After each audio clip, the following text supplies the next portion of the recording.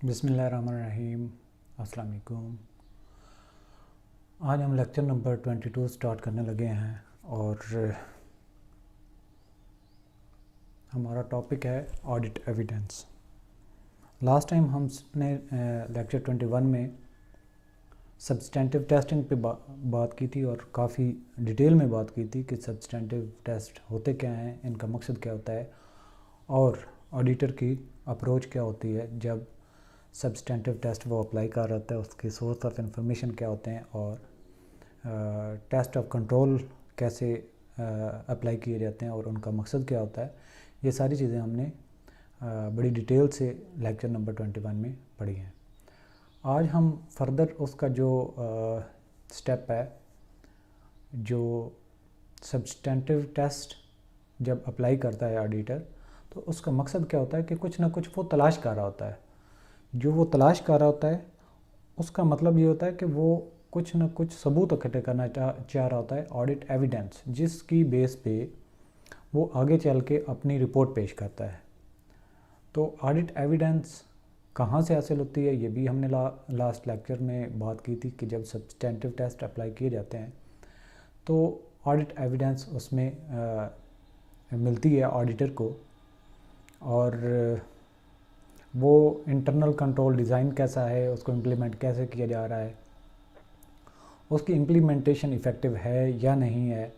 तो ये सारी चीज़ें जो है, और डॉक्यूमेंट की इंस्पेक्शन, इंक्वायरीज़ और थर्ड पार्टी से इंफॉर्मेशन, ये सारी की सारी जो चीज़ें थी, ऑडिटर्स के मुख्तलिफ टूल्स होते हैं जिसकी बेस पे वो अपनी वर्किंग करता है और उस वर्किंग के दौरान में उसको शवाहिद मिलते हैं जिसको हम ऑडिट एविडेंस कहते हैं, और उसी शवाहिद की बुनियाद पर वो अपनी बात को अथेंटिक करके पेश करता है और उसी को हम ऑडिट रिपोर्ट कहते हैं। आज हम इन फैक्ट ऑडिट एविडेंस पे ही बात करने लगे हैं कि ऑडिट एविडेंस ऑडिटर के लिए इम्पॉर्टेंट कैसे है, उसको क्या फ़ायदा होता है और हासिल कैसे की जाती है। Auditor should obtain sufficient appropriate audit evidence to be able to draw reasonable conclusion on which to base the audit opinion। कि एक उसके पास sufficient appropriate audit evidence होना चाहिए जो उसको इस काबिल बनाती है कि वो अपनी रिपोर्ट पेश करे। अच्छा जी, कंसेप्ट क्या है ऑडिट एविडेंस का? ऑडिट एविडेंस इज़ ऑल, इसको हम सेलेक्ट कर लेते हैं ताकि, audit evidence is all information used by the auditor in arriving at the conclusions on which his opinion is based and includes the information contained in the accounting records underlying the financial statements and other information। कि वो जो audit evidence है ये वो information है जिसकी base पे auditor अपनी किसी नतीजे पे पहुंचता है, जिस नतीजे पे पहुंच पे वो कोई बात करता है, किसके बारे में बात करता है, उन इन्फॉर्मेशन के मुतालिक जो वो हासिल करता है और जो बुक्स ऑफ अकाउंट्स में दी गई होती हैं। It is obtained from audit procedures. ये ऑडिट एविडेंस हासिल कहाँ से की जाती है? जब वो ऑडिट कर रहा होता है, ऑडिट के प्रोसीजर्स को अप्लाई कर रहा होता है, तो उसके दौरान में उसको शवाहिद मिलते हैं, ऑडिट एविडेंस मिलती है। और वो ऑडिट एविडेंस ये भी हो सकती है कि बुक्स ऑफ अकाउंट्स और जो मेंटेनेंस है, इंटरनल कंट्रोल सिस्टम है, सारी की सारी चीज़ें हैं as per rules and regulation सारी की सारी ऑपरेट हो रही हैं और वो ठीक ठीक काम कर रही है, ये भी शवाहिद है। और ये भी शवाहिद होते हैं कि कहीं पे करप्शन हुई है, कहीं पे वायलेंस हुई है, कहीं पे वायोलेशन हुई है, तो कुछ भी हुई है, तो मतलब उसके बारे में उसको जो सबूत मिलेंगे वो सारी audit evidence. Audit evidence positive भी हो सकती है, नेगेटिव भी हो सकती है। तो it is obtained from audit procedures perform during the course of audit and may include audit evidence obtained from other source such as previous audits and a firm's quality control procedures for client acceptance and continuance। तो ये ज़रूरी नहीं है कि वो जो books of accounts हैं या जो internal environment of the organization है वहीं से आपको मिले।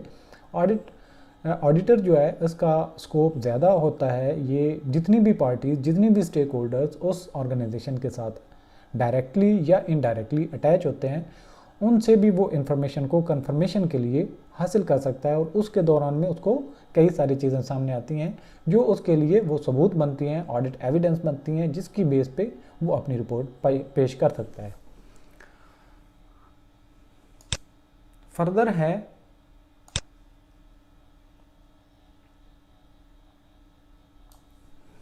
Accounting record generally include the record of initial entries. Accounting record में क्या क्या चीज़ होती है, जब जनरली आप पहले कोई ट्रांजैक्शन होती है और उसकी एंट्री पास करते हैं, एंड सपोर्टिंग रिकॉर्ड्स या उस ट्रांजैक्शन को सपोर्ट करने के लिए जितने डॉक्यूमेंट्स होते हैं, such as cheques and records of electronic fund transfer. जब इलेक्ट्रॉनिकली आप फंड ट्रांसफ़र कर रहे होते हैं तो उसकी जो ट्रांजैक्शन का एक जो प्रूफ होता है, या इन्वाइसेस जो होते हैं या कॉन्ट्रैक्ट्स जो होते हैं, वो भी उसके लिए ऑडिट अकाउंटिंग रिकॉर्ड्स होते हैं।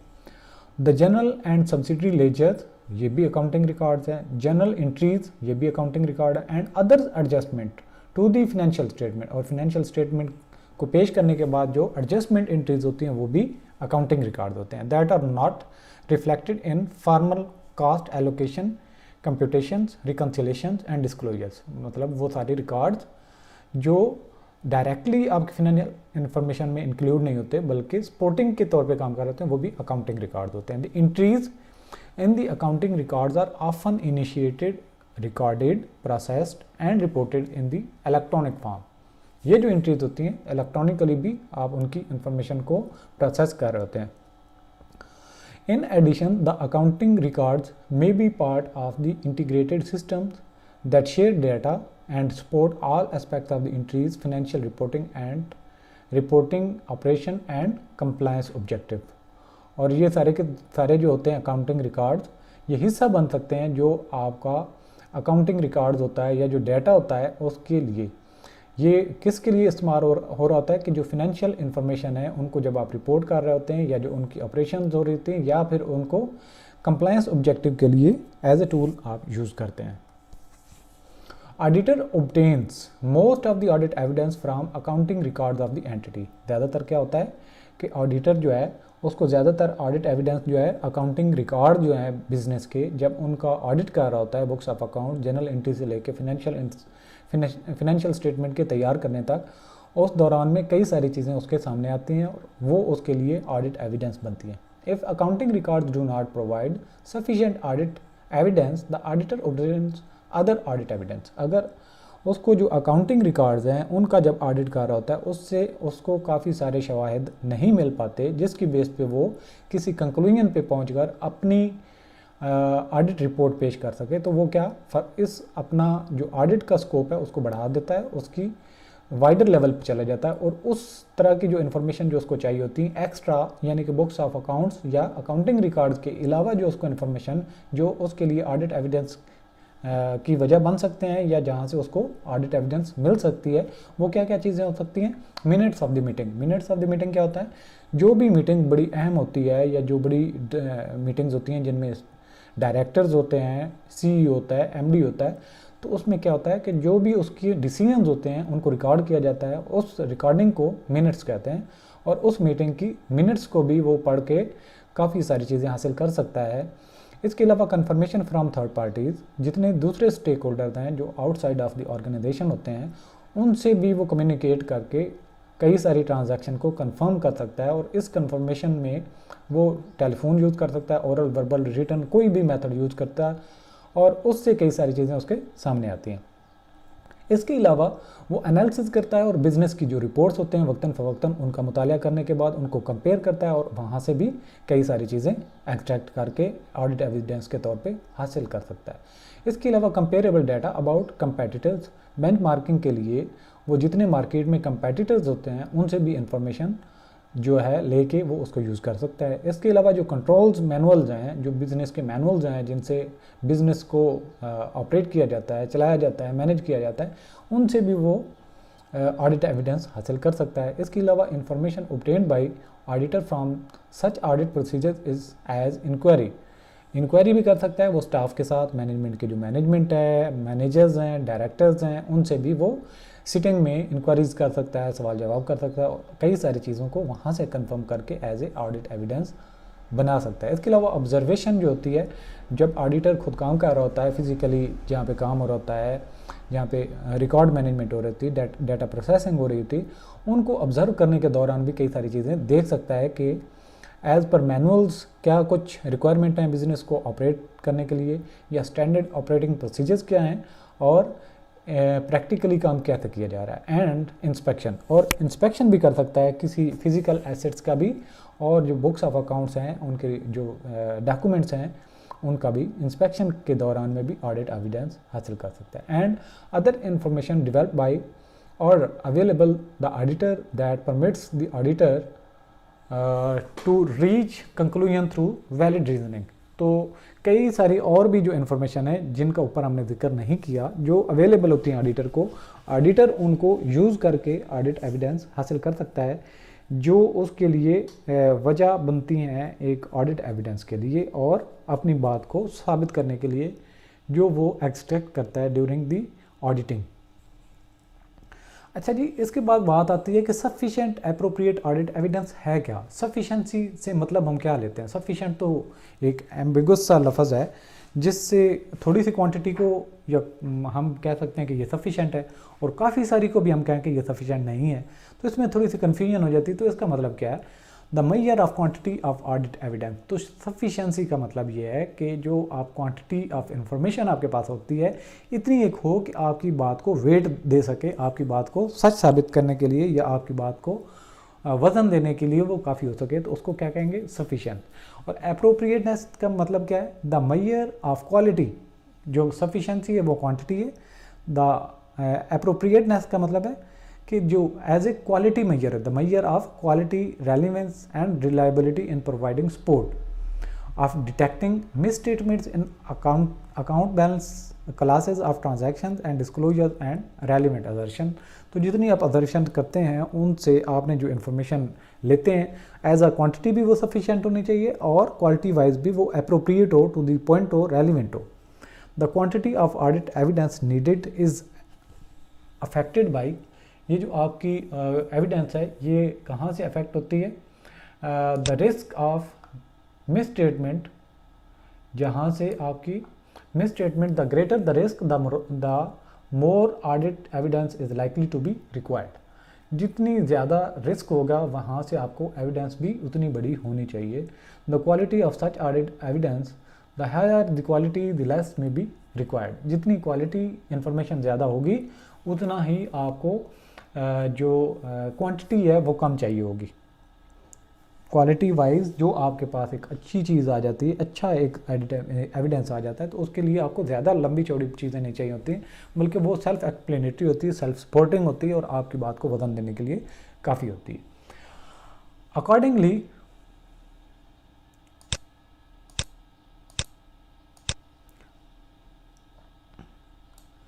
Accordingly sufficiency and appropriateness are interrelated. दोनों मिलते जुलते लफ्ज़ हैं। However merely obtaining more audit evidence may not compensate for its poor quality. यह तो मतलब ये है कि सफिशेंट इन्फॉर्मेशन आप ले लें क्वांटिटी वाइज, और उसकी अप्रोप्रिएटनेस ना हो, तो फिर भी बात नहीं बनती।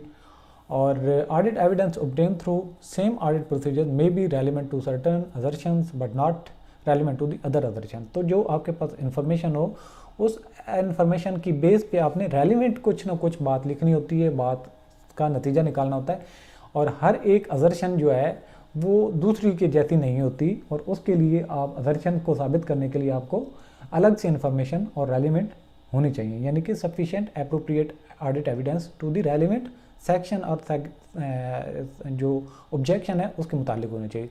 The auditor often obtains audit evidence about the assertion from sufficient source from different sources or of different nature. Evidence about an assertion is not a substitute for evidence regarding another assertion. तो हर एक मौजू पे आपको अलग से sufficient appropriate audit evidence चाहिए होती। एक एविडेंस दूसरी को सपोर्ट नहीं करती और साबित नहीं कर सकती। Sources of obtaining audit evidence कौन से हो सकते हैं? एक तो इंटरनल है और दूसरे एक्सटर्नल है। इंटरनल में क्या क्या चीज़ें आती हैं? थ्रू अकाउंटिंग सिस्टम, जो बिजनेस का अकाउंटिंग सिस्टम है, उसकी जो मैनेजमेंट है, एम्प्लॉयज़ हैं, अंडरलाइंग डॉक्यूमेंटेशन वगैरह जो हैं उनसे भी इंटरनल सोर्सेज जितने भी होंगे, चार दीवारी जो बिज़नेस की, ऑर्गेनाइजेशन की, उसके अंदर से जो आपको इन्फॉर्मेशन मिलेंगी उसको क्या कहेंगे, इंटरनल सोर्स। और एक्सटर्नल सोर्स क्या है, जो जितनी भी चार दीवारी से बाहर के लोग हैं जिनसे आपको इन्फॉर्मेशन लेते हैं और उनसे ऑडिट एविडेंस कहते हैं, इकट्ठी करते हैं, उसको क्या कहते हैं, external source. Third parties, suppliers, customer, bankers, legal advisers and other parties who have knowledge of the enterprise. Nature of audit evidence कैसी हो सकती हैं ऑडिट एविडेंस, वो विजुअली भी हो सकती है, देखने से पता चले, ऑरली भी हो सकती है कि आपका गवाह ऐसा आ जाए जो रिकॉर्ड कुछ कह रहा है लेकिन किसी की गवाही आपको बता रही है कि ये चीज़ गलत थी, वो भी हो सकती है। इसके अलावा डॉक्यूमेंट्री प्रूफ भी हो सकते हैं। ये सारे के सारे मिलके ऑडिट एविडेंस, इनमें से तीनों भी हो सकती हैं, कोई एक भी हो सकती है। इसके अलावा reliability of audit evidence, generalization, कि आप जो ऑडिट एविडेंस इकट्ठी करते हैं उस पर रिलाय कैसे किया जाता है, उस पर एतमाद कैसे किया जाता है। Following generalization are considered useful in assessing the reliability of audit evidence subject to certain important exceptions. Audit evidence obtained from independent sources outside the entity is more reliable. जितने इंडिपेंडेंट लोग जो बिजनेस पे dependent नहीं है, जो इसके under नहीं है, जो उसके मतात नहीं है, मैनेजमेंट के अंडर नहीं आते, उनसे जितनी भी इंफॉर्मेशन इकट्ठी की जाएंगी वो ज़्यादा रिलायबल होंगी। सेकंड नंबर पे, evidence generally generated internally is more reliable when related controls are effective. जब कंट्रोल आपके जो हैं वो इफ़ेक्टिव हैं, सही काम कर रहे हैं, तो जो इन अंदर की इन्फॉर्मेशन होगी वो भी बहुत रिलायबल होती है। थर्ड नंबर पे, evidence obtain by an auditor directly और more reliable than that obtain indirectly or by interference, यानी कि जो ऑडिटर खुद इन्फॉर्मेशन हासिल करता है रिकॉर्ड से, अकाउंटिंग रिकॉर्ड से, बुक्स ऑफ अकाउंट से, या जो थर्ड पार्टी उससे, तो उसके पास जो इन्फॉर्मेशन फर्स्ट हैंड आती है ऑडिटर के पास वो ज़्यादा रिलायबल होती है। Bank balance confirmation certificate received by an auditor is more reliable than the bank statement obtained from the management और observation of the control rather than making inquiry about the application of the control. तो जो auditor third party के साथ contact करके जो information लेता है वो ज़्यादा रिलायबल होती है, बजाय इसके कि वो मैनेजमेंट के पास कोई इन्फॉर्मेशन पड़ी है, स्टेटमेंट पड़ी है बैंक की, वो पेश करें कि ये सबूत ले लें। तो उसकी निस्बत जो ऑडिटर खुद वर्किंग के बाद ऑडिट एविडेंस इकट्ठी करता है वो ज़्यादा रिलायबल होती है। इसके अलावा written evidence is more reliable than oral representation, कि अगर ज़बानी कलामी कोई आपको गवाही देता है उसकी निस्बत आपको डॉक्यूमेंट्स के जो प्रूफ मिलते हैं वो ज़्यादा रिलायबल होते हैं। 5वें नंबर पे है, audit evidence provided by original documents is more reliable than that provided by the photocopies and facsimiles। जो आपकी ओरिजिनल डॉक्यूमेंट्स होते हैं वो ज़्यादा रिलायबल होते हैं बजाय इसके कि उनकी कॉपी कोई आपके पास आए। इसके अलावा और कौन से फैक्टर्स होते हैं जो ऑडिट एविडेंस को अफेक्ट कर रहे होते हैं। Information on which audit procedure are based should be sufficiently accurate and complete, जिनकी बेस पे ऑडिटर जो ऑडिट करता है या जो इंक्वायरीज करता है वो भी कंप्लीट और कंक्रीट होनी चाहिए। Therefore auditor should also test the system of generating such information while using it for his procedures. जब वो प्रोसीजर के तौर पे इंफॉर्मेशन को यूज़ कर रहा होता है तो वो ये भी देखेगा कि ये जो इन्फॉर्मेशन है ये भी जेन्युइन है या नहीं। इसके अलावा auditors Reliance increases when audit evidence obtained from this one source is consistent with an other source, if it is inconsistent further procedure may be performed। अगर एक चीज़ एक जगह से साबित होती है, फ़र्ज़ किया किसी ने कैश डिपॉजिट करवाया लेकिन बैंक के अकाउंट में नहीं गया, किसी कस्टमर ने परचेजेस की थी बिजनेस ने सेल की थी और उसका कैश उसने जमा करवाया था, लेकिन वो कैश विद इन जो ड्यू टाइम है वो बैंक में जमा नहीं होता, तो अब एक शक पड़ गया ऑडिटर को कि ये बिज़नेस में पैसा यूज़ नहीं हुआ, ये कहीं और चला गया। अब जो कैश हैंडल कर रहा है उसके अकाउंट्स की अगर रिकॉर्ड की या स्टेटमेंट ली जाए, वही जितने की सेल हुई थी उसके अकाउंट में अगर डिपॉजिट हुए मिल जाएं, तो ये दूसरी एक सबूत मिल जाता है कि जिसने कैश लिया बजाय इसके कि वो बिज़नेस के अकाउंट में जमा करवाता, नहीं करवाया क्योंकि अकाउंट में कहीं शो नहीं हो रहा। अच्छा, तो ये कैसे साबित होता है कि उसने अपने मकसद के लिए इस्तेमाल किया था? तो साबित हो गया जब उसके जो फिनेंशियल स्टेटमेंट है या उसकी जो बैंक स्टेटमेंट है उसको निकलवाएं और उसके सामने देखें तो वही जो सेल्स की अमाउंट थी उसके अकाउंट में जमा हुई है। इट्स मीन कि एक सोर्स की निस्बत दो सोर्स से जब चीज़ को साबित कर लेता है ऑडिटर तो वो ज़्यादा ऑथेंटिक हो जाती है। इसके अलावा थर्ड नंबर पे है cost of obtaining the audit evidence is also considered when obtaining it, कि जो ऑडिटर है उसने जो इन्फॉर्मेशन लेनी होती है उसके लिए कितनी कॉस्ट पड़ेगी, ये भी ऑडिटर को सोचना होता है। While forming an audit opinion, जब ऑडिटर अपनी एक राय बनाता है, लिखता है, रिपोर्ट लिखता है, the auditor does not have to examine all the items और obtain all the evidence which might be available। तो जब वो ओपिनियन लिखता है तो हर चीज़ 100% उसके पास ओपिनियंस का या ऑडिट एविडेंसेस का होना ज़रूरी नहीं है। He can reach a conclusion bye examining A sample of such transaction. तो उसके पास 20 ट्रांजैक्शन है, 20 में से 4 सैंपल लेके उसकी बेस पे वो अपनी ओपिनियन लिख सकता है। He also relies on persuasive evidence. Persuasive evidence का मतलब ये होता है कि एक चीज़ मिली, वो जेन्युइन नहीं थी, उससे फर्दर एक जो ट्रांजैक्शन उसके साथ अटैच थी वो भी शक में पड़ गई, तो वो फर्दर उसको आगे इंक्वायर करेगा। उससे अगर थर्ड कोई चीज़ मिल जाती है तो करते करते एक चीज़ से दूसरी चीज़ सबूत मिलते जाते हैं। तो ऑडिटर जो है परसुएसिव किस्म की जो अप्रोच है वो लड़ाता है, लगाता है और उसकी बेस पे वो ऑडिट एविडेंस इकट्ठी करता है। However if evidence is less than persuasive he does not consider it reliable. अगर उससे कुछ फर्दर इन्फॉर्मेशन ना मिलती हो बल्कि उधर जाके रुक जाती हो तो वो इतनी ज़्यादा रिलायबल काउंट नहीं की जाती। अजर्शंस क्या होती हैं इन ऑब्टेनिंग ऑडिट एविडेंस? अजर्शन ये होती है कि ऑडिटर जो अपने तौर पे खुद से ही सवाल जनरेट कर लेता है कि यहाँ पे कोई एम्बिजलमेंट हुई है, यहाँ पे कोई जो है फ्रॉड हुआ है या कोई मिस यूज़ ऑफ कुछ resources of the business for personal purpose हुई है। तो इस तरह की जो है वो जो शक पड़ता है उसको, जो अपने तौर पे अज्यूम कर लेता है, उसको क्या कहते हैं? अजर्शन। Assertions about classes of transactions and events for the period are under audit। सबसे पहले occurrence, transaction and events that have been recorded have occurred and pertain to the entity।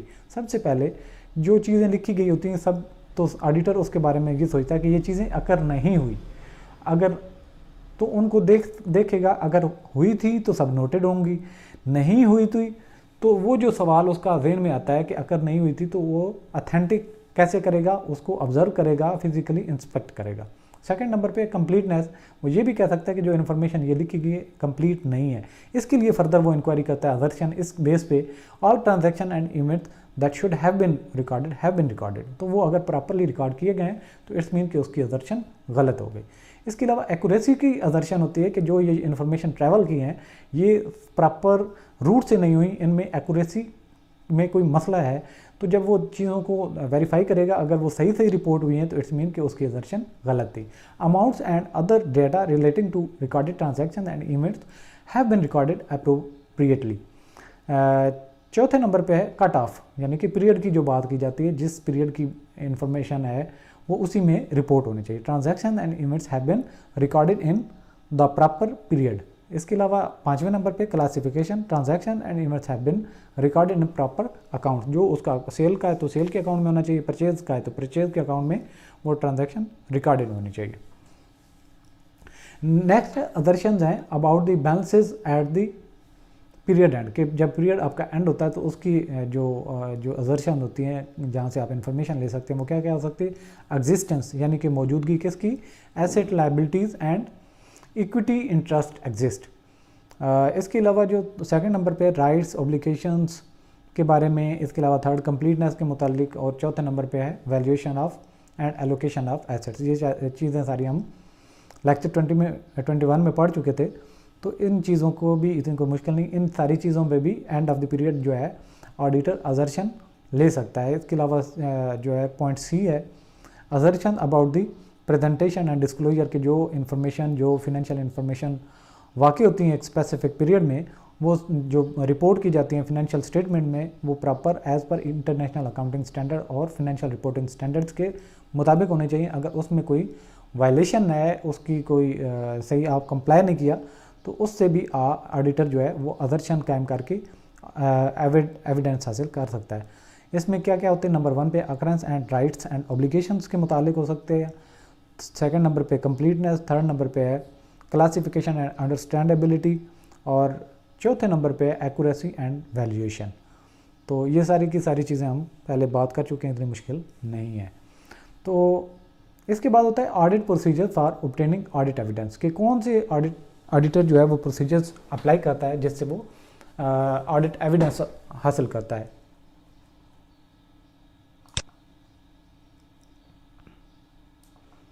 Auditor performs audit procedures to obtain an understanding of the entity, कि वो procedure apply करता है जिससे organisation की understanding वो कायम करता है, it's environment and assesses risk of material misstatement, कि मटेरियल मिसस्टेटमेंट कहाँ कहाँ पे हो सकती है, वो सारी चीज़ें बिजनेस को अंडरस्टैंड करते हुए जो उसके पास सोर्सेज होते हैं, परमानेंट फाइल्स वगैरह, और जो आर्टिकल ऑफ एसोसिएशन है, मेमोरेंडम ऑफ एसोसिएशन है, तो उनसे वो इंफॉर्मेशन ऑब्टेन करता है।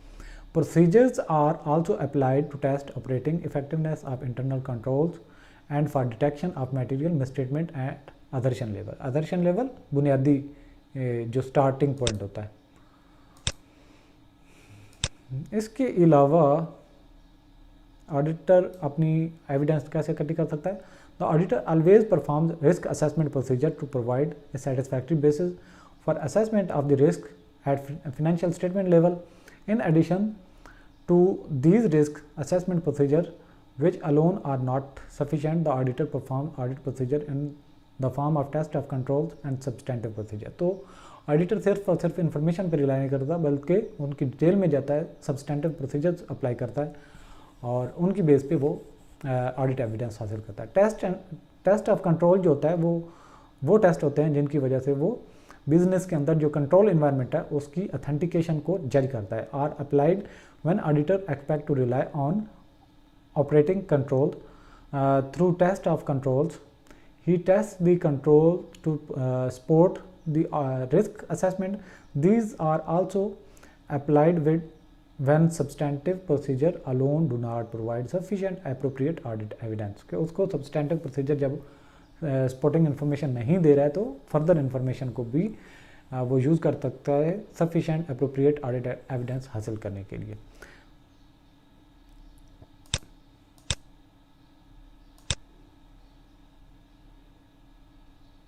इसके अलावा nature and timing of audit procedure may be affected by the entity's data retention policies on their practice to convert source document into computer images through scanning means of communication being used by the entity, electronic messaging rather than written purchase orders. The auditor uses one or more types of audit procedures described below. तो ज़रूरी नहीं है कि documentary सारी चीज़ें हों, कुछ processed information होती हैं वो भी ऑडिट एविडेंस के तौर पे ऑडिटर के लिए काम आ सकती हैं। इसके अलावा कुछ और भी जो हैं प्रोसीजर होते हैं जो ऑडिटर अप्लाई कर सकता है। इंस्पेक्शन ऑफ रिकॉर्ड और डॉक्यूमेंट्स, वो इंस्पेक्शन कर सकता है जो बिज़नेस के रिकॉर्ड्स हैं, डॉक्यूमेंट्स हैं, उनसे भी उसको इन्फॉर्मेशन मिल सकती है। सेकंड नंबर पे है इंस्पेक्शन ऑफ टेंजिबल एसेट्स, जितने फिजिकल एसेट्स हैं उनको जाके वो मुआयना कर सकता है जो बुक्स ऑफ अकाउंट्स में शो हो रही हैं कि वो फिजिकली मौजूद हैं या नहीं है। इसके अलावा जो थर्ड नंबर पे है वो मैनेजमेंट से, एम्प्लॉयज़ से या जो डायरेक्टर्स या CEO है उनसे इंक्वायरीज़ करके भी ऑडिट एविडेंस हासिल कर सकते हैं। इसके अलावा जो है कंफर्मेशन, जो थर्ड पार्टीज़ होती हैं उनसे वो कम्युनिकेट करके जितनी फिनेंशियल स्टेटमेंट में दी गई इन्फॉर्मेशन होती है उनको कंफर्म करने के लिए वो थर्ड पार्टी से oral, written, verbal, non verbal किसी तरीके से भी कम्युनिकेशन करके कंफर्म कर सकते हैं। इसके अलावा रिकैलकुलेशन हो सकती हैं कि जितने भी फिनेंशियल स्टेटमेंट में इंफॉर्मेशन दी गई हैं उनको स्टार्ट से लेके एंड तक रिकैलकुलेट किया जाए। इसके अलावा रीपरफॉर्मेंस जो है, जितना आपका ऑडिट प्रोसीजर्स होते हैं अप्लाई करने के दौरान अगर कहीं पे गैप रह गया हो तो उसको वो दोबारा परफॉर्म करके ऑडिट एविडेंस का जो मामला है वो क्लियर कर सकता है और एविडेंस हासिल कर सकता है। इसके अलावा एनालिटिकल प्रोसीजर विद इन जो ऑर्गेनाइजेशन है उसकी information with respect to the मुख्तलिफ डिपार्टमेंट्स भी हो सकता है या उसके प्रीवियस पीरियड और करंट पीरियड के जो है जो फिनेंशियल इन्फॉर्मेशन है उनको कंपेयर करने के बाद इन्फॉर्मेशन हासिल कर सकते हैं, या फिर उसी तरह की जो इंडस्ट्री होती है उसमें जो उसी तरह के जो कंपेटिटर्स होते हैं उस फील्ड में उनकी जो फिनेंशियल इन्फॉर्मेशन है, जो रिपोर्ट्स हैं, उनको भी कंपेयर करके एनालिटिकल प्रोसीजर अप्लाई करने के दौरान में वो ऑडिट एविडेंस हासिल कर सकता है। तो ये मुख्तलिफ मेथड्स हैं जिनसे ऑडिटर है मुख्तलिफ ऑडिट एविडेंस हासिल करके अपनी जो है रिपोर्ट में अपनी ओपिनियन दे सकता है। तो ऑडिट एविडेंस पे हमने आज बात की। इसके बाद नेक्स्ट लेक्चर में हमारा जो टॉपिक है उसको पे डिटेल में आगे फर्दर बात करते जाएंगे till the auditor presents his audit opinion. तो आज का लेक्चर यहाँ तक ही। खुदा हाफिज़।